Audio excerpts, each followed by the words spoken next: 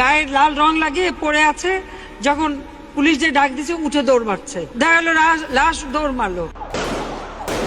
2013 সালে শাপলা চত্বরের ঘটনাকে কেন্দ্র করে আন্তর্জাতিক অপরাধ ট্রাইব্যুনালের তদন্ত সংস্থা তাদের তদন্ত প্রতিবেদন প্রসিকিউশনের কাছে জমা দিয়েছে। প্রতিবেদনে ক্ষমতাচ্যুত সাবেক প্রধানমন্ত্রী শেখ হাসিনা, সাবেক সেনাপ্রধান জেনারেল আজিজ আহমেদ সহ মোট 41 জনকে আসামি করা হয়েছে। 19 জুলাই তদন্ত সংস্থা আনুষ্ঠানিকভাবে প্রতিবেদনটি প্রসিকিউশনের কাছে হস্তান্তর করে। চিফ প্রসিকিউটর মোহাম্মদ আমিনুল ইসলাম জানান, তদন্তে পাওয়া নথিপত্র বর্তমানে বিস্তারিতভাবে পর্যালোচনা করা হচ্ছে।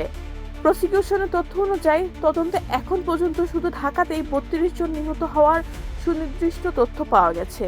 তবে তদন্ত এখনও চূড়ান্ত পর্যায়ে থাকায় মোট নিহতের সংখ্যা এখনই নিশ্চিত করে বলা সম্ভব নয়।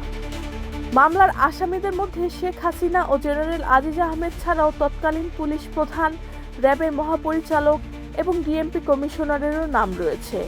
এছাড়া 71 টিভির সাবেক প্রধান সম্পাদক মোজাম্মেল হক বাবু, সাবেক প্রধান প্রতিবেদক ফারজানা রূপা, সাংবাদিক শাহরিয়ার কবির সহ কয়েকজন গণমাধ্যম ব্যক্তিত্ব ও বুদ্ধিজীবীকে আসামি তালিকায় অন্তর্ভুক্ত করা হয়েছে। প্রসিকিউশন জানিয়েছে, আগামী 21 জুলাই তদন্ত প্রতিবেদনটি আন্তর্জাতিক অপরাধ ট্রাইব্যুনালে উপস্থাপন করা হবে। উল্লেখ্য, 2013 সালের 5 মে 13 দফা দাবিতে হেফাজত ইসলাম বাংলাদেশ মতিঝিলের শাপলা চত্বরে সমাবেশ করে।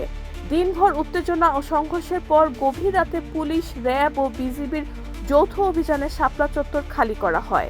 ওই অভিযানে বহু মানুষ নিহত হওয়ার অভিযোগের ঘটনাটি বর্তমানে আন্তর্জাতিক অপরাধ ট্রাইব্যুনালের বিচারিক প্রক্রিয়ার অংশ হিসেবে তদন্তাধীন রয়েছে।